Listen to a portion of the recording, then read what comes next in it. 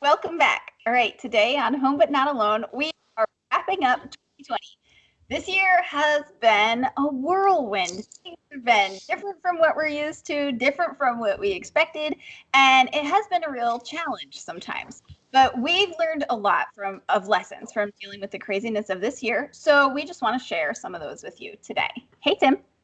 Hey, Sarah. Okay. So I was doing some random, searching on the internet like people do.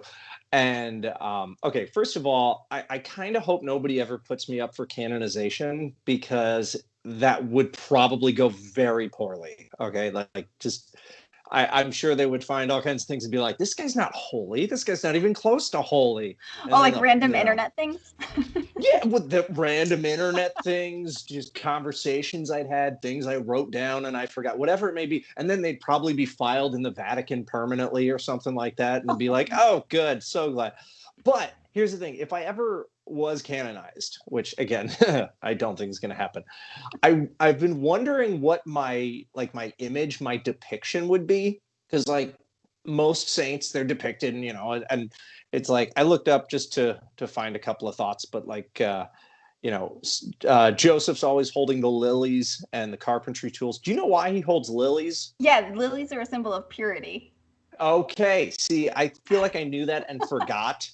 I knew that a long time ago and I forgot. I thought maybe he's just making like window boxes with the carpentry and he's putting flowers in them. Probably not, but I thought, Oh, who yeah, knows? usually the things they're holding are like a symbol of their sanctity or like the means of their sanctification, which is why the Yes, martyrs are often holding like the thing that killed them or that they were beheaded with. They're holding a sword or whatever. Yeah. that makes sense. In St. Paul, he has a sword. He wasn't Right. beheaded. Was he beheaded? Wait, yes. I don't Oh, know. I don't know how he died.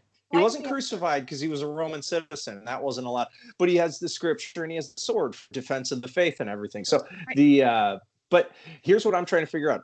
Go ahead. I'm trying to figure out what my image would be like. Do you have any idea what yours would be? What would you be holding? I know I that's a don't not a know. It has to be like it's like the mode of your sanctification. So, what things in your life are bringing you closer to holiness? So that's why I think of in terms of my life, you think of Saint Gianna, who's like holding her babies and stuff.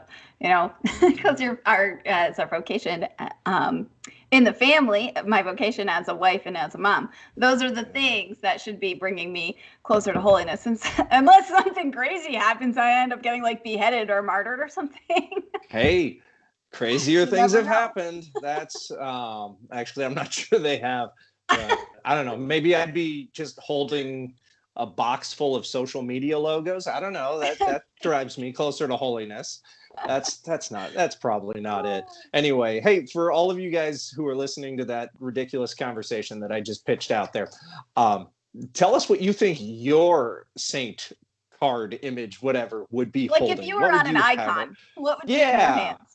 Or would you be wearing something like Mary's wearing blue a lot because blue in the medieval times or Middle Ages something it was a really difficult dye to afford. So then the artists were like, let's make her and give her that because that's royalty and Right? symbolizing Queen of Heaven and Earth. So what would you be wearing or holding? I don't know. Anyway, that's just something silly that I learned. And today we're talking about things that we've learned in this crazy chaotic year of 2020. So here's what gave me the idea to talk about this.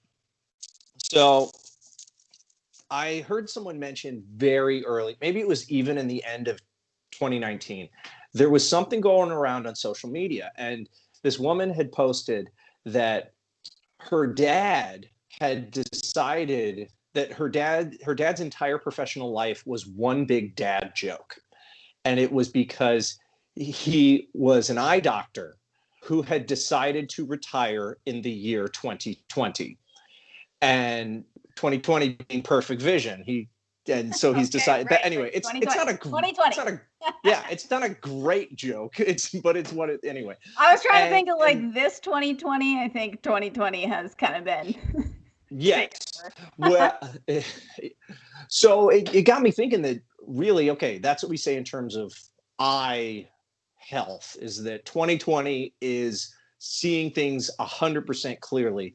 And Right. in this year of 2020, we have been seeing things very clearly, often because they've gone horribly wrong, or whatever nonsense that we had held up in front of our eyes, distorting how we had seen things through rose-colored glasses or whatever, that's all gone. And so we are now seeing things very clearly, and maybe we're seeing them not as good, or maybe we're seeing certain aspects of life being better. We don't know. But I think that as we see things clearly, we have to not get overwhelmed by the difficult aspects and make sure we spend time focusing on what have we learned? How have we grown? What do we know now for the better, hopefully, that we didn't know? So um, we both have some stuff we wrote down on our notes, but one of the things that I started with was I don't need people, but I definitely need people. Okay.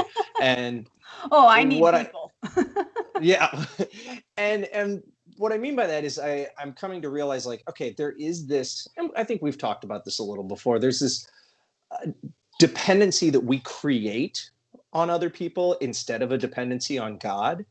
And that there are so many difficult things that have happened this year where I would like to have leaned on someone else, and Mm, they were no longer available, either mm, because, they're like lockdowns and quarantine. Even people where I wouldn't think, oh, well, I lean on them, like at our local gym. We used to go, and our kids would go to the little babysitting area, the little child area, and they would hang out there for up to 90 minutes with the people who watch the kids for free as a part of our membership. I guess it's not free then. But that was something that I used to lean on, especially as my wife would go to work, and I would be like, hey, these are really long days. Let me go get a little exercise in, maybe check some social media, respond to an email or something while I'm pretending to exercise, whatever it may right. be. And the kids got to have fun. So I was leaning on them. So I was depending on them. And the truth is, yeah, I really don't need them as much as I need God. Right. But at the same time, I do need people because I was made to be in relationship. I was Yes. made not just for isolation. And so it has shown me where I can cut and where I cannot when it comes to people that I need or that I rely on. So I don't know. Wow, that's a good one. That's an interesting one. Here's one I learned about people this year. People need hugs. So in like maybe the middle of the summer, it was a few months after the whole everything got locked down and everyone was not seeing everybody, and I saw some people that I hadn't seen in a while, and I said, can I hug you? Like you ask permission before you hug people now. So I said, well, can I hug you? Yeah. And I hugged this person who said to me, this is the first hug I've had in 6 months. And my heart just broke. And it's like, okay, this thing like has shut us down so hard, like that we're so scared of each other that we're not even hugging each other, but people need hugs. Like people need to know that they're loved. Like we're made for that. So it really just kind of that moment hit it home to me like, okay, hug my people, hug my Yeah. family, hug my friends. And really we have to let each other know that we're here for them. Like you said, need people. We're made for relationship and community. And so after that first, like, can I hug you? I've been asking everyone if I can hug them. That's really interesting. It's funny how this has reshaped some things in our way of thinking because, like, without getting into somebody else's life, somebody gave me some good news the other day or a few weeks ago, whatever it was, and I hugged that person just like, oh my gosh, I gotta hug that person. Such great news. It wasn't Right. until after the fact that I thought maybe I shouldn't have hugged them without, asking, hey, would you mind if I maybe put both of us at risk for killing each other? Like, and I should have, but I was very happy for that person. Right. And anyway, I reacted that way. At the same time, my wife Jess and I will be watching something on TV that was filmed 10 years ago, and somebody will walk into a room and just shake somebody's hand, and we're like, "What are you doing? Aren't you, did you wash your hands first?" And then we're like, "Wait a second, that's not the same world. That's a whole. It's also fiction, and not our problem." Boy. But anyway, another one that I wrote down was practicing gratitude prepares people for the worst Yeah. So explain because, that to me. well, so for years now, Jess and I have every night we list 5 things each, at least 5 things each from that day for which we are thankful.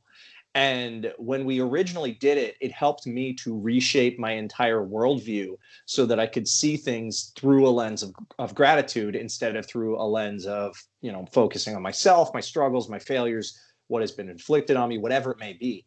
And it just turns out that gratitude really is a habit. And I noticed that when this first started happening, there were a lot of really 2 different types of reactions. And I'm being very generic here, and I don't mean to be, but there were in many ways 2 different types of reactions. One being people like, you know what? God is good. We still have this. We still have that. I'm thankful for what I have. And the other hand, it was like, what do you mean you're taking away my insignificant thing or whatever it may be? And so just the idea of, yeah, it's okay to struggle with, hey, something's been ripped away from you. Hey, this is different. Hey, this is difficult. Hey, this is challenging. That's fine. But it's when all of a sudden it's like, what do you mean that thing that, I had, and now I'm going to be so angry about it. And now I'm going to not be able to, so that practicing gratitude prepares people for the worst. And, I know that like when I lost my father, the fact that I knew how to be thankful made it easier. It's a very difficult thing, but it still is to this day. But it made it easier because I knew that I had a great father, and I knew that all the years I had him as a great father, that I was so thankful for that. I was so thankful for the family and friends and support that I had. So even though there was a pain and a suffering and a loss, I was so thankful for everything that I did have or everything that I had prior to losing him. So it really helps prepare you for the worst or for something difficult, is just to be in a mindset, to have a mindset that's based in gratitude. I don't know. Yeah. Does that make sense? Appreciating what you have while you have it. But at the same time, I like how you said, it's okay to struggle with these things, but, practicing gratitude for the positive things might help you cope even in the midst of some of these really terrible and difficult things that you're going through. Yeah. And I think there are things in our lives that all of us, I know I do, but all of us fail to be thankful for on a regular basis. Yep. And then when we lose something else, we feel like we've lost something that's all we have, or that's a primary thing in our life. Whereas we might turn over and say, oh, wait, there's this other thing that I've failed to be thankful for a long time. So if I'd spent time being thankful for that, then the loss of the other thing, not quite as difficult in terms of, yeah. So I don't know. What do you got? All right. So here's what I learned. Opinions change. I feel like there's just been so much confusing stuff and so much to wade through this year, that it's like my opinion on these things might change from one day to the next, like depending on where I am, what I'm going through, like how I'm feeling about everything that day, what sort of challenges are in my way. And one of the things I learned is that it's okay to change your opinions, because opinions are subjective, and opinions they really can change, depending on circumstances and depending on your viewpoint. And another thing is that it's okay to not even know what your opinion is right at this moment, because I have experienced that so many times this year, like feeling torn in both directions and just being unsure what I really feel about a certain situation that I'm in, or a certain thing that's being asked of me. And it's like, I think we kind of expect each other, to have these really, you take a side, you're either this or you're that. And this year, how it's kind of thrown us all off a little bit, I think that it's okay for us to realize that sometimes we might be on the fence, or we might not be committed to one side or another, and that's okay. And then just to maybe accept that from other people a little as well, be a little forgiving about other people, understand if they're coming from a different position, while they might have different circumstances or different experiences that's leading them, to feel in a certain way. So yeah, a lot of stuff about opinions I've been discovering, even my own opinions, how things can change from day to day. Yeah, absolutely, absolutely. All right, so here's another one of mine. So, life is a lot shorter than most people realize, and as a result, we really need to narrow down our focus and narrow down our priorities. I don't know why, but a number of months ago, for something, I was looking up the history of the word priorities or priority, something like that. And there was a time up until 100, 200, 300 years ago where the the idea of a plural priorities was just not really a concept. It was one, Right. priority, one, Right. singular. There was one. What is your priority? Right. And now it's like, now I have all of these, and there's so many priorities, but we need to really narrow it down and focus up. And I realized that because I thought, okay, so this pandemic might take 2 years or so to pass. That's about how long the Spanish flu or whatever it was. I can't remember. Something took about 2 years to pass. And I'm like, yeah, and we're about a year into that now. Okay, so this could take about 2 years before we return to where we were before this, if we ever fully do. But I think we will. I think we'll get back to normal. And Okay, so 2 years. Well, let's say somehow I live 100 years, and based on my diet, that's not going to happen.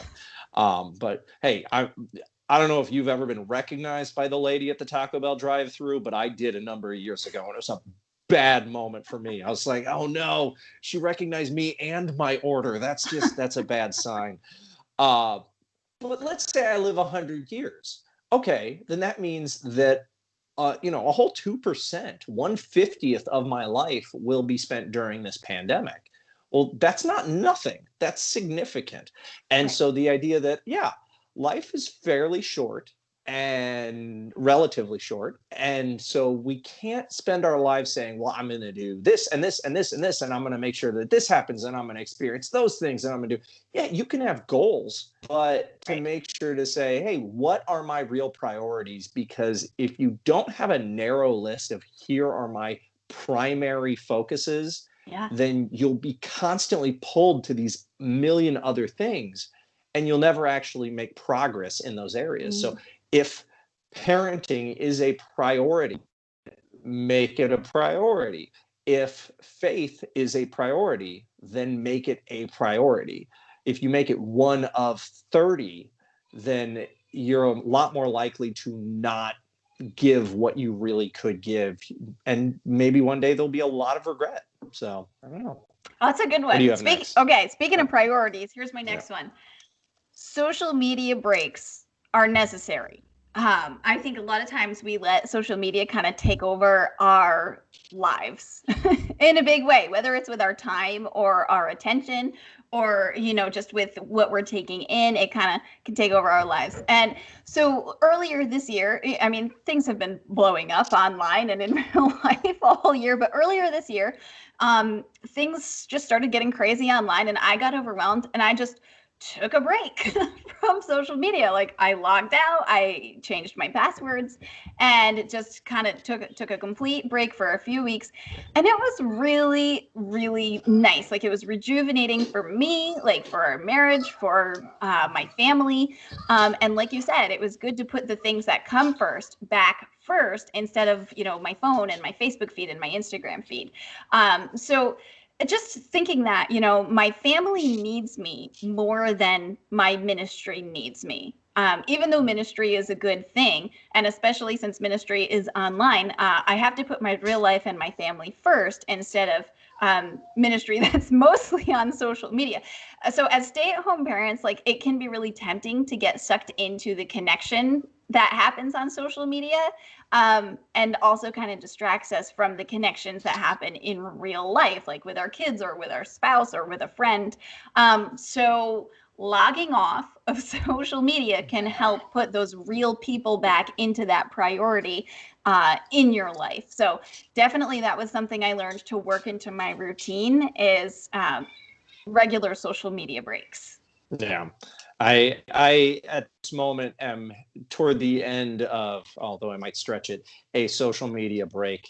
And I did you know there's other stuff to do? Because I didn't. Like No, I say that jokingly, but the like I've fixed so many things around this house in the last week that I was like, oh, I guess I could have done that a month ago, but I was busy doing Chase Love stuff. And so Scrolling on your anyway, phone and yeah, yeah, get that like and whatever. And right. yeah, now I'm like, oh hey, Yep. cool, that's fixed. All Yep. right. The list of things to fix is still long, but that's okay. I'll keep taking breaks. Um, so yeah, similar to that. So I've discovered this year that a lot of people are kind of oblivious to like how the world works. Um, in that the world doesn't share our values as Catholic Christians, the world does not share our values.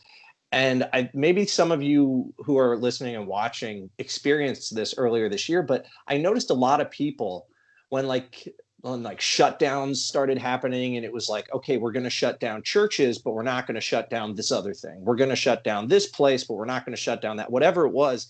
And people were getting very upset, understandably, that well, wait a minute, this my church, my place of worship, regardless of whether it's a Catholic church or not, my place of worship is far more important than this other thing. Except we don't live in a world that values our values, that shares our values. We live in a world that shares many values that are in opposition to what we believe. So it can be very jarring to, and I'm sure it was for many, to find that out and to have that kind of thrust upon them. So this is why we need to teach our kids about the real world. We need to teach them about it in a gradual, age-appropriate way. But we do need to teach them, hey, this is how the world sees us. This is how the world, the world doesn't share this belief, and the world is going to be hostile to this belief, because we don't want them to experience the same jarring reality. Because I'm sure for many that's driven young people away from the faith when they get to a Right. certain age, and all of a sudden they're like, oh, wait a minute, it turns out I was in the vast minority of people who believe X, Y, or Z, and there are all these other things out here, and this is new. And I heard a Mm, priest explain recently, like, that's one of the reasons why so many people leave the Amish community, is because it's so closed off. And then when they discover there's something else, then they're it's like, well, I'm going to go intriguing. try that. Yeah. Yeah. It's at the very least different. So, all right, what else do you have? Okay, so speaking of kids in the real world, here's something that I learned is that kids know a lot more than we give them credit for. So back in February, our family got, we got sick, some sort of bug or something. And my 9-year-old, well, he was 8 at the time. And he said to me, hey, he's sick, and we bring him to the doctor, and he's like, oh no, I think we have the coronavirus. That means that first you feel fine, then you get a cough, and then you die. And I was like, what are you talking about? Like, I haven't heard of this coronavirus thing ever. Like, what conspiracy theorists like are you reading? He was talking to his friends or whatever and found out about this before the news had hit me under my rock. So I think that it's important that it just made me think that it's important that we know what our kids are learning from their friends and their peers, just by their regular interactions, on the playground or with a friend, and that we make sure we help them process and filter that. Like, it was good that he said that to me, because then I could be like, okay, that's not how it works. Like, we need a little bit more context. Like, you don't have to be afraid that you're going to die right now. But yeah, just to keep in mind that kids know more than we give them credit for, and keep that line of conversation open. Like, hey, what were you and your friends talking about? But not doing it in a prying way, but doing it like in a being interested way, and to open the door for us to be able to lead them through some of these real world things or topics that they're discussing with their friends, but keeping it in context of the way that we want to form them. That's a good one. That's a good one. I like that. So another one I have is that this is similar to, you mentioned the social media, you mentioned some of the other issues. And I wrote down, some people are flaky. Don't let them get to you, and don't be flaky. Now, I bring that up because if, like, back in May, when I'd post something on social media and I was like, nurses are heroes, people are like, oh my gosh, nurses are heroes and stuff like that. Right. And Yeah. now if I do something like that, there's like 6 people who are like, yeah, that's still true. But for the most part, people have kind of moved on. So, Right. and there have been any number of social media explosions this year or social justice issues or whatever, any number of things. Yes. And we in the States we had an election, and just like all kinds of stuff where it's like, here's the thing, you have to be on board with this and you have to be on board with it right now. And I remember there were people who were saying things like, if you haven't done X, Y, or Z with your social media, then you're not basically a good person, that you're not in favor of this cause. And I was sitting there, and when I saw that, I thought, I want to see what their social media feed is like in 4 months, in 3 months. And every time something has happened, it all goes right back to the norm, and people aren't consistent with it. So I wrote this Well, down and and I said, specifically remember in a similar situation, I feel like I reached out to you and was like, I don't feel called to talk about a particular thing. Like, is this something I should be doing right now? Like, this is what my ministry is focused on. This, my life is focused on something else. My ministry is focused on something else. And I don't feel either qualified or called to talk about X, Y, and Z particular issue. And I remember just feeling really like put at peace when you told me, Tim, no, focus on what God is telling you to do, and let other voices address the issues that they're more qualified to address. So yeah, there's every now and then something will pop up in the world and I'll be like, oh, I could write a blog about that, I could make a post about that. And I'm like, that has absolutely nothing to do with theology of the body, Humanae Vitae, any of the things that I talk about. So I'm not going to talk about it, because if I try to cover every issue, then it's going to water down my content, but it's also going to water down how God is calling me to love and serve. yes. And so it's important that we discern that. So I wrote this down. I said, as Catholics, we shouldn't react emotionally, not in an immediate emotional way. We can respond emotionally. That's different. Right. And if something is worth standing up for in April, it's worth standing up for in December. So, that's anyway. So it all right. goes What do you both have? ways. It goes both Yeah. ways. That's a good one. Yeah. Yeah. Okay. So, look, I think we just covered this in what you just said. So I said that a lot of demands are flooding in from others on what we should, one of those words that we don't love, in what we should do in any number of different circumstances. And I just want to share, I guess this kind of sums up our last point. This is something that my spiritual director said to me, that you don't have to do what everybody else thinks you need to do, or what other people ask of you, or whatever other people demand of you. The only thing you need to do is what God requires of you. And so I think that that's important to take that to heart and really discern that. And this, especially this year when there's so many voices coming from outside, really it's between each of us and God, what we're called to do and how we're called to act in any given circumstance. Yeah.